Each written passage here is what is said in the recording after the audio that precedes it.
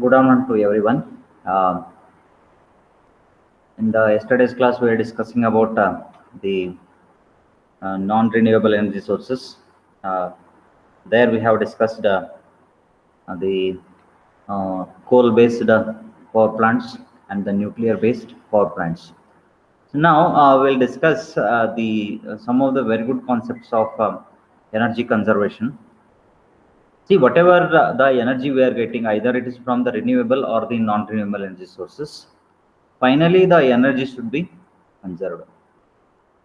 That should be our motive. So when it comes to the energy conservation, it refers to the efforts made to reduce the energy consumption. Then when you say the objective of this energy conservation is to reduce the um, overall investment, whatever the happening on this or the production, as well as during the distribution, as well as um, and some of the concept related to the cost per unit production as well as the usage. This is very important. Whatever the conservation we are talking about, it will be in the form of one is production, and one more is from the conservation side, and one more is from the usage side.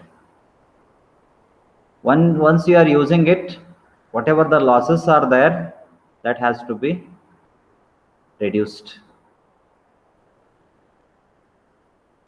Has to be reduced.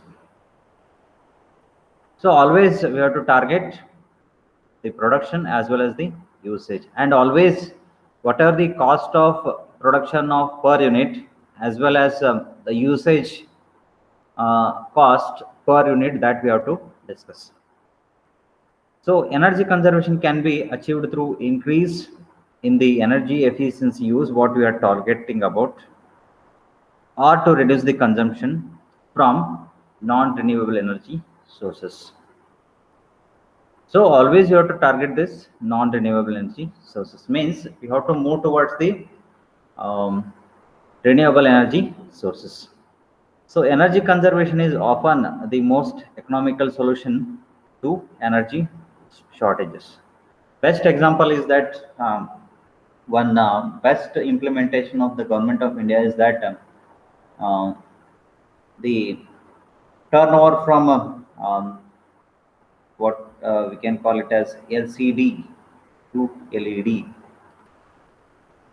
It is one best implementation or the turnover from the government of India in the electronics and communication industry, that LCD to LED is here we can save the energy in terms of its usage.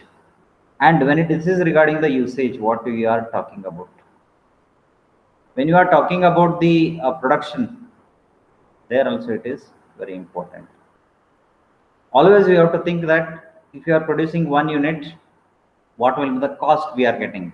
That should be always compared with the renewable energy sources.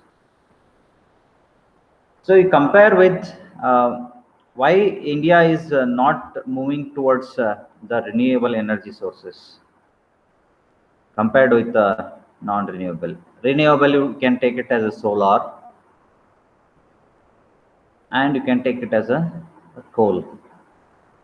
Here, the cost of production of 1 unit of power with the help of the coal, it is less compared to the solar. That is why we are moving for the coal. But when it comes to overall the global warming scenario and the what we are talking about, the carbon credits, it is always more. But it is uncalculatable, or what we can call it as it is unaccountable. Some of the things are there that is including in your carbon credits. So when you are calculating the carbon credits, that we'll discuss in detail what is that carbon credits and all those things. Some of the unaccounted factors has to come into picture. So that we are not considering. One is health of the human beings. It is not considered in this calculation of carbon credits. Um, but nowadays, the what we are international global climate change committee, what they are telling is that human health factor has to be considered when you are doing it with the carbon credits. So then, why to conserve? So one thing is that we have limited resources are there. Best is the coal, and our demand for the energy is increasing day by day. That is one factor, because whatever we are doing, many things we are doing in the current itself. We have washing machine, we have the geysers, and we are moving with some of the mechanical based life.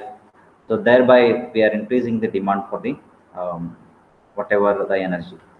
Then it is possible that someday most of the fuels will be exhausted, of course, and we will have to switch over to the alternate energy. That is for we have to move towards the renewable energy.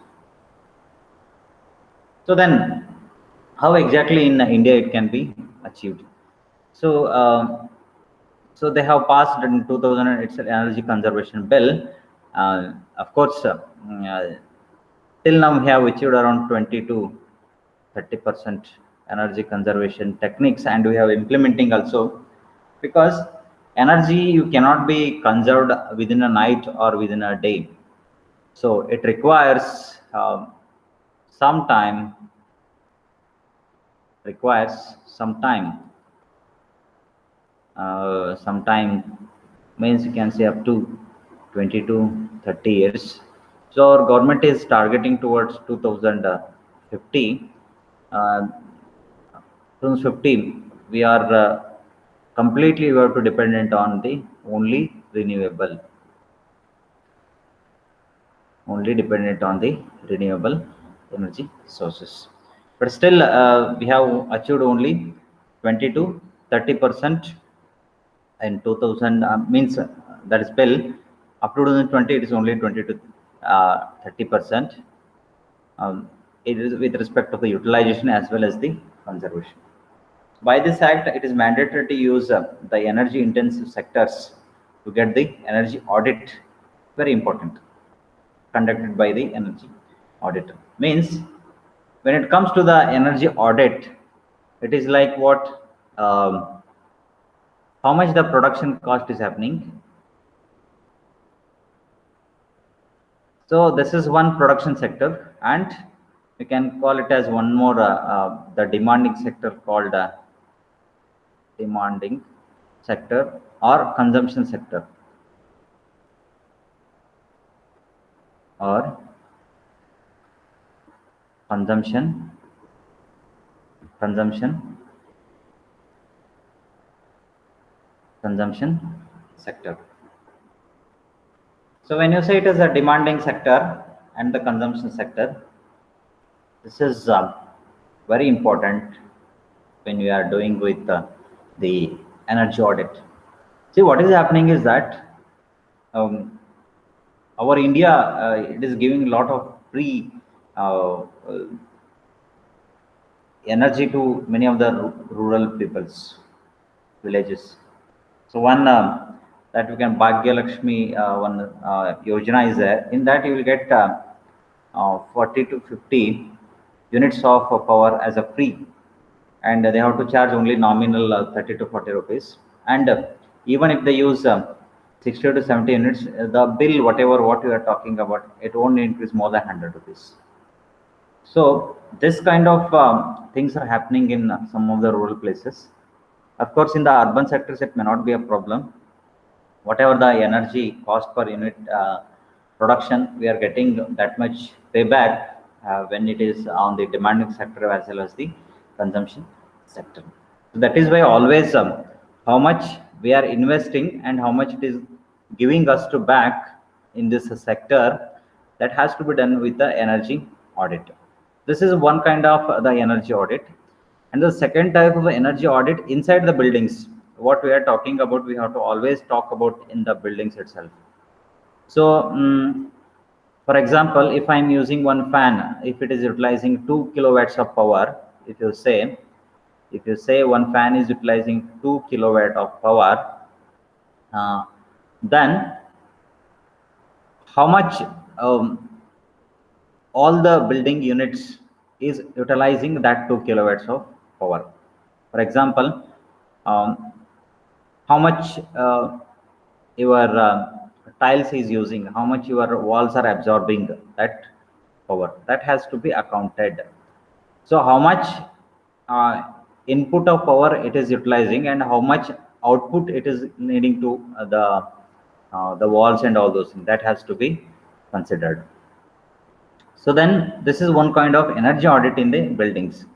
One is energy audit in the processing sector, that is totally different. Energy audit in the demanding sector, that is totally different. Energy audit in the building, that is totally different. So it has own standards are there, that maybe we'll discuss the further classes, because one separate chapter or separate section is there, that is energy audit section. So then Bureau of Energy Efficiency, what they have done is that how exactly the energy consumption patterns are there, how exactly the norms are there for all the appliances, that has they have given it, maybe that we'll discuss in the energy audit. Then star ratings, based on you can say best example for the star ratings is that CFLs, geysers, refrigerators, 5 star, 3 stars, 4 stars. These are all depends on the energy saving techniques. So nowadays, if you say 5 star ratings of refrigerator, means highest energy consumption will be there. That much techniques they are implementing in that refrigerators. So this kind of techniques always you have to discuss in the energy conservation. And we are moving towards what we have achieved 20 to 30% energy conservation techniques. We already implemented it, and still the target is up to 2050, so that we have to make it 100%. So then about 70% of the India the energy generation capacity is from the fossil fuel, that I already said. 70 to 80% that I already discussed. Um, Accounting for 40% of the India's total energy consumption, followed by the crude oil. So natural gas it is 24% and 6% respectively. The crude oil it is 24% and the natural gas it is 6% respectively. And we can say 40% it is related to the what we are talking about, the coal. So because we don't have any option, because we have built many thermal power plants rather than the whatever the solar and all those things. Nowadays we have in Karnataka, in Tumkur district, we have a big solar power plant is around 2000 megawatts. That is a big one. In India also slowly they are implementing with support from the international agencies. By 2030, the India dependence on the energy imports is expected to exceed 53%. Based on this only, the International Climate Change Committee, they have put the break that after 2030 you are not supposed to use the coal as a energy source. So then, of course, they have accepted with this only. They have said that you are not supposed to use the that much of um, coal after 2030. So in 2009 and 10, the country imported around 159.26 million tons of crude oil, which is about 80% of its domestic crude oil consumption. We are talking about the crude oil, even um, the crude oil to produce the petrol diesel, which we are importing it from the Saudi, what we are talking about, even this has to be reduced. So in India, about 31% of the country's total imports are oil importers. So then what exactly we can do? Always some of the small things are there, but it leads to biggest contribution for the India. So always switch off the light, fans while you are going out of the room. Maybe they will ask how the energy conservation can be made. Discuss the importance of energy conservation with respect to the buildings. Then always you have to target the building components and you have to do it. Then, for example, fridge. You already know this. While going to purchase, while we are going to purchase new products, go for with star ratings that we already discussed. That is nothing but the star ratings. So 1 star, 2 star, 3 star, 4 star. Don't go for 1 star. Go for 4 to 5 star ratings. So increase everyone's understanding of the benefits of the energy efficiency.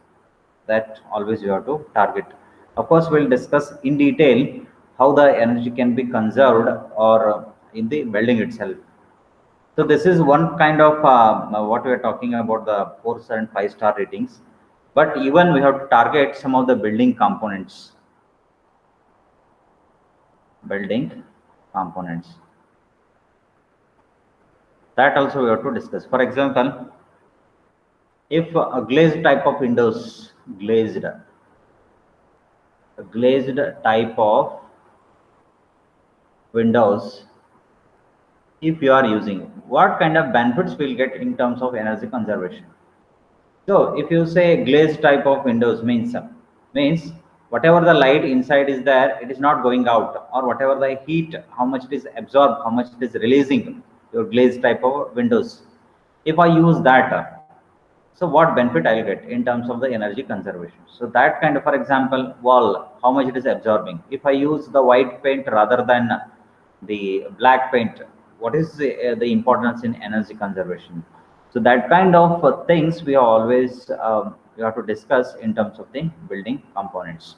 So this is also one of the research area nowadays. Um, Suppose if I use the white paint rather than the black paint, how much kilowatts of power I am saving?